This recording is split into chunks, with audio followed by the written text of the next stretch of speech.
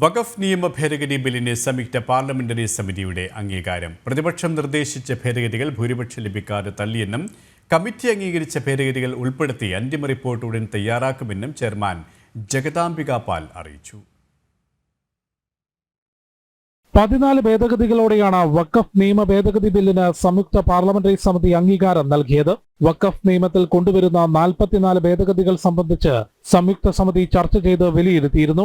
ഇന്ന് ചേർന്ന യോഗത്തിൽ ബില്ലിന്മേൽ 22 ഭേദഗതികളാണ് പ്രതിപക്ഷാംഗങ്ങൾ മുൻപോട്ട് വെച്ചത്. എന്നാൽ 10-നെതിരെ 16 വോട്ടുകളുടെ ഭൂരിപക്ഷത്തിൽ പ്രതിപക്ഷ ഭേദഗതികൾ തള്ളിയെന്നും 14 ഭേദഗതികൾ കമ്മിറ്റി അംഗീകരിച്ചതായും ചെയർമാൻ ജഗദാംബിക പാൽ പറഞ്ഞു. 6 महीने के सारे डिटेल डिस्कशंस के बाद सभी सदस्यों से हमने संशोधन मांगे थे. ये हमारी अंतिम बैठक थी कि उस 44 संशोधन पे आप इस पे सहमत हैं या इस पे असहमत हैं.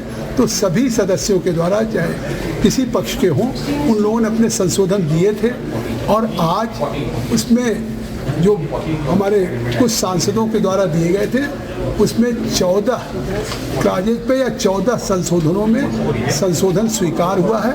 वो भी संशोधन मूव करने पे वोटिंग के बाद बहुमत किया. സംയുക്ത പാർലമെന്ററി സമിതി ശുപാർശകൾ ഉൾപ്പെടുത്തി അന്തിമ റിപ്പോർട്ട് പാർലമെന്റിന്റെ ബജറ്റ് സമ്മേളനത്തിൽ തന്നെ സമർപ്പിക്കും. കടിഞ്ഞാണില്ലാത്ത കുതിരയെപ്പോലെ വഖഫ് ബോർഡ് ഭൂമി പിടിച്ചടക്കുകയാണെന്ന് വിവിധ സംസ്ഥാനങ്ങളിൽ വഖഫ് പ്രശ്നങ്ങൾ നിലനിൽക്കുന്ന സ്ഥലങ്ങൾ സന്ദർശിച്ച ശേഷം സമിതി അംഗങ്ങൾ പ്രതികരിച്ചിരുന്നു. വഖഫ് വിഷയത്തിൽ ഭൂമി സർവേ നടത്താനുള്ള അധികാരം കളക്ടർക്ക് നൽകുന്നതും ബോർഡിന്റെ പ്രവർത്തനങ്ങൾ പൂർണ്ണമായും നിയമവ്യവസ്ഥയ്ക്കുള്ളിൽ കൊണ്ടുവരുന്നതുമടക്കം 44 ഭേദഗതികളാണ് വഖഫ് നിയമത്തിൽ കൊണ്ടുവരുന്നത്. കൊച്ചി, മുനമ്പം ഉൾപ്പെടെ വഖഫ് ബോർഡിന്റെ പ്രവർത്തനങ്ങൾക്കെതിരെ കടുത്ത പ്രതിഷേധമുയരുമ്പോഴും നിയമ ഭേദഗതി തടയാനും JPC യോഗങ്ങൾ അലങ്കോലപ്പെടുത്താനുമാണ് കോൺഗ്രസ് ഉൾപ്പെടെ പ്രതിപക്ഷാംഗങ്ങൾ ശ്രമിച്ചിരുന്നത്.